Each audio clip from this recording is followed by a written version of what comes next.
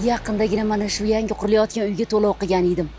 Yo'lim bir tushganida jarayonlar qanaqa ketayotganligini kirib ko'rib ketsammikin, ha? Hech kim qolmasin. Testni boshlayapmiz. Sevar binoda hech kim qolmasin.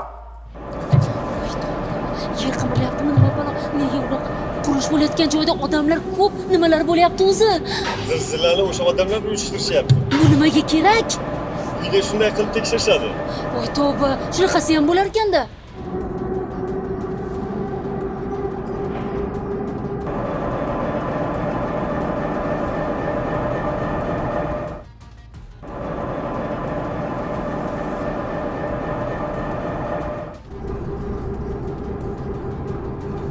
Toshkent viloyati Quyuchirchiq tumanida barpo etilayotgan ko'p kvartirali turar joy binosining seysmik barqarorligini aniqlash hamda konstruktiv yechimlarning ishonchliligini baholash maqsadida maxsus uskunalar yordamida 8 ballik sun'iy tebranish sinovlari o'tkazildi.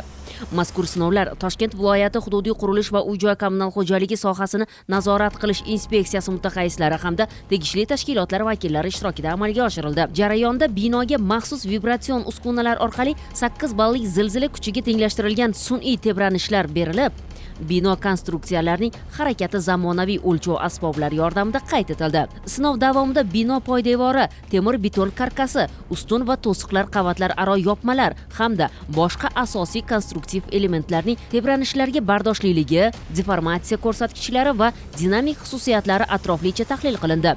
Olingan ma'lumotlar loyiha hujjatlarida belgilangan me'yoriy talablar bilan taqqoslanib, obyektning seysmik xavfsizlik darajasiga baho berildi. Bunday sinovlar zilzila xavfi mavjud hududlarda qurilayotgan ko'p kvartirali binolarning xavfsizligini ta'minlash, qurilish sifati ustidan samarali nazoratni kuchaytirish hamda kelgusida aholining xavfsiz va qulay yashashi uchun zarur shart-sharoitlarni yaratishda muhim ahamiyat kasb etadi.